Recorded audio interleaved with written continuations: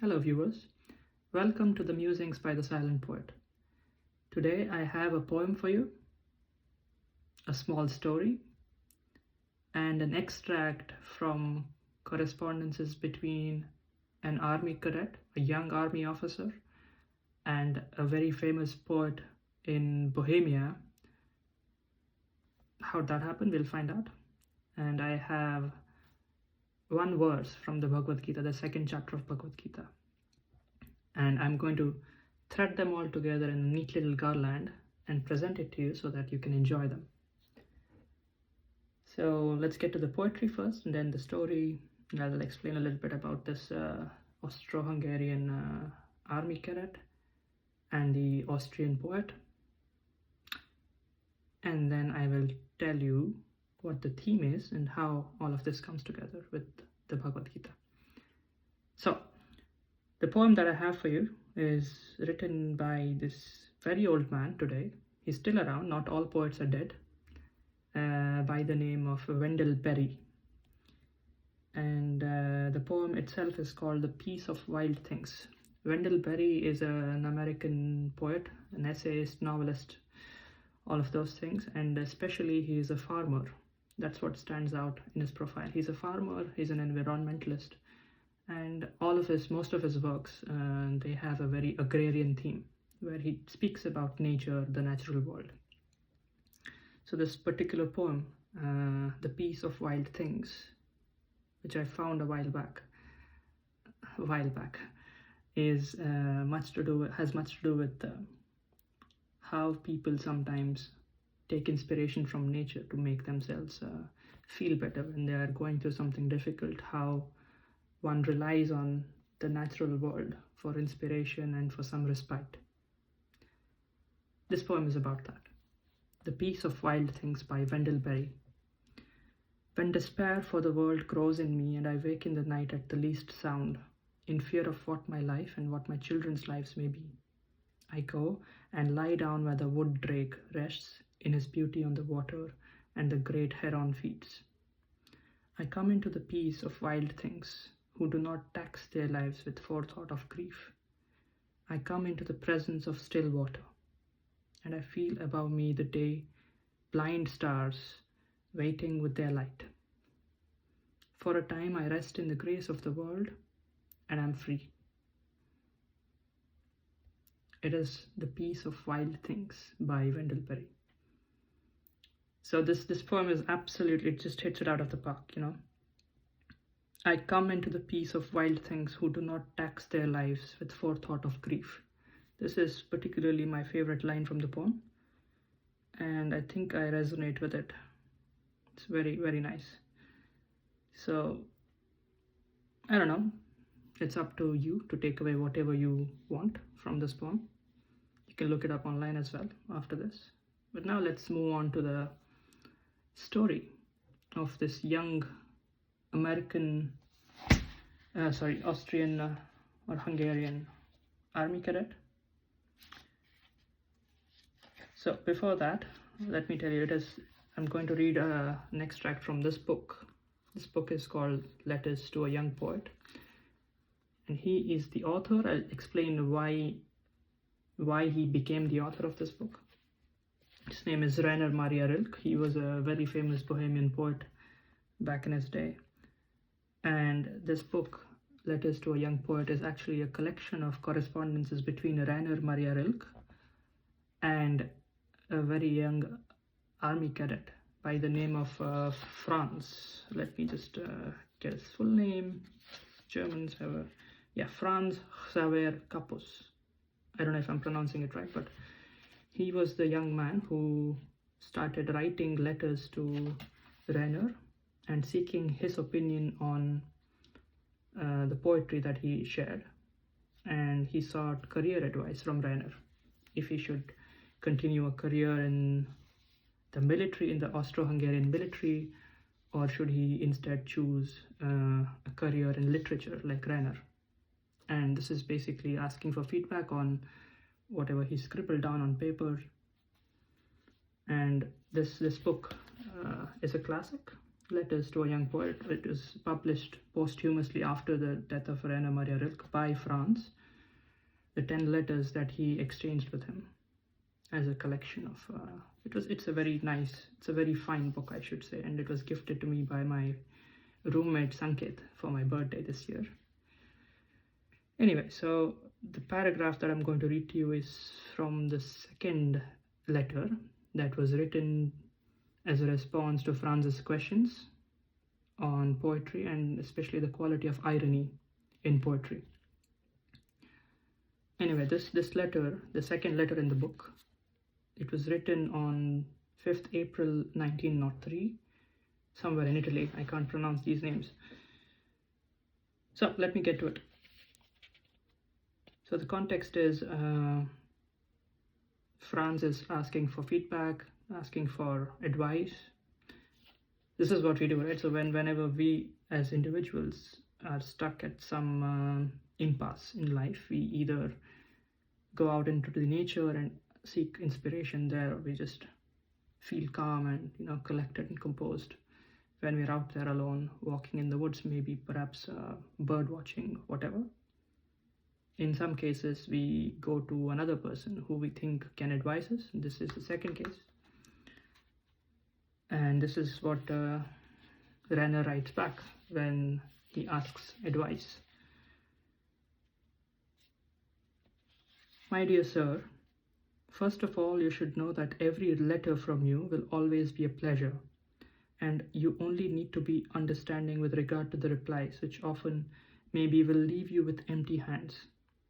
For at bottom, and particularly in the deepest and most important things, we are unutterably alone.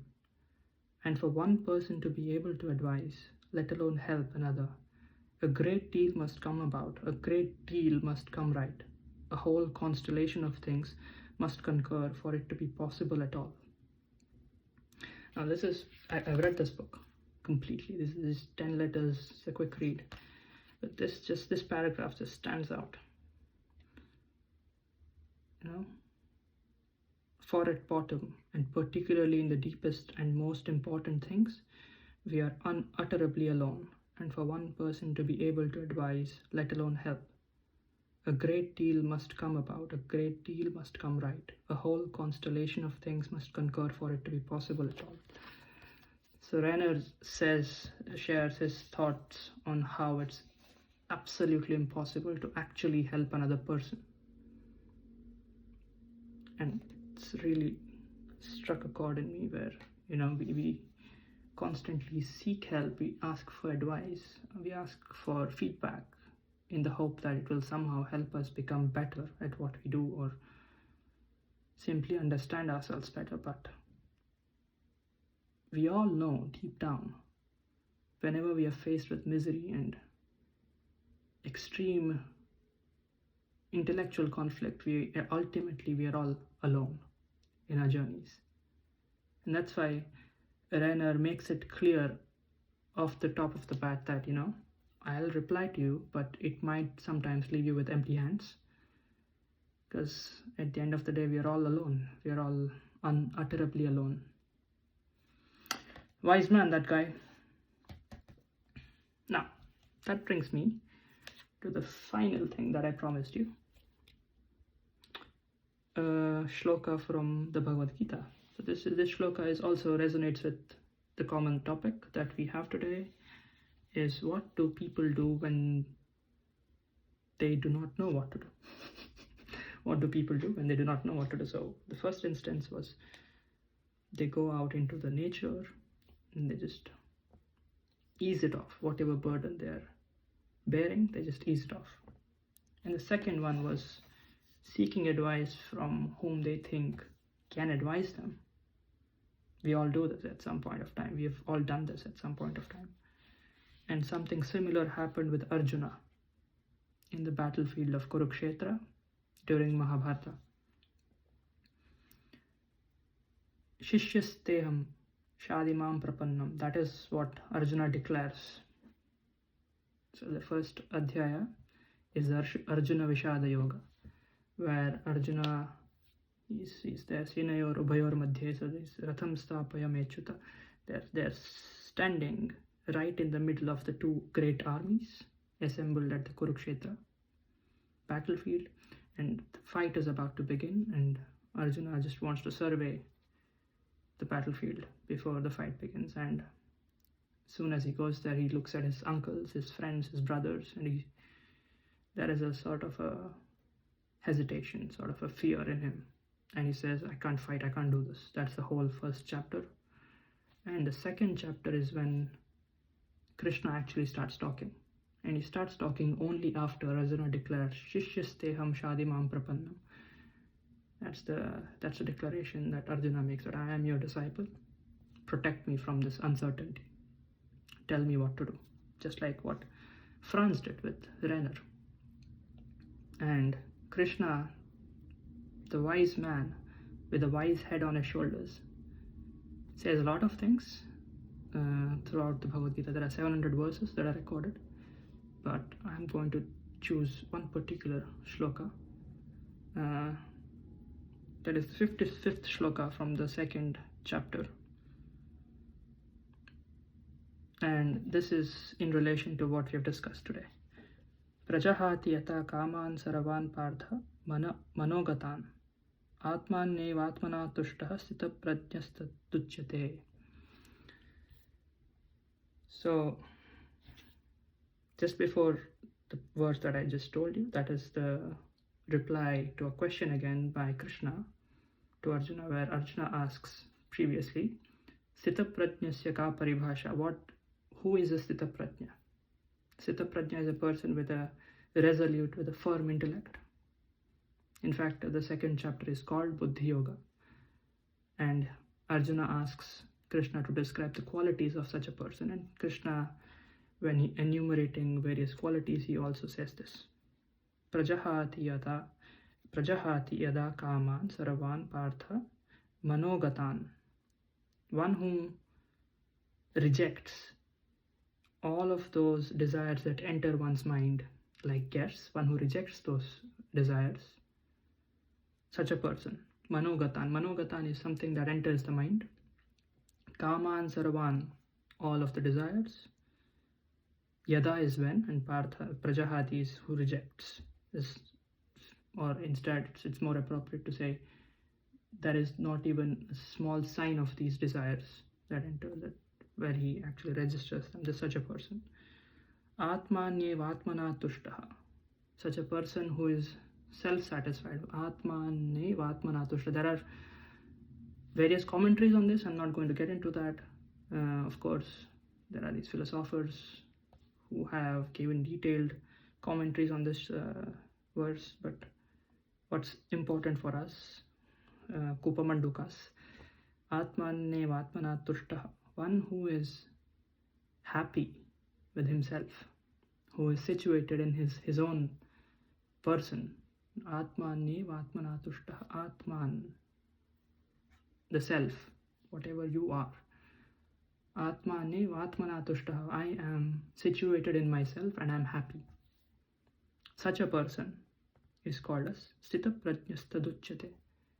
Such a person is called as Sthita Prajna. So, next time when you are faced with such a great ordeal, where you do not know what to do next or how to proceed in life, remember the words of Rainer Maria Rilke. Take some inspiration to, as a respite from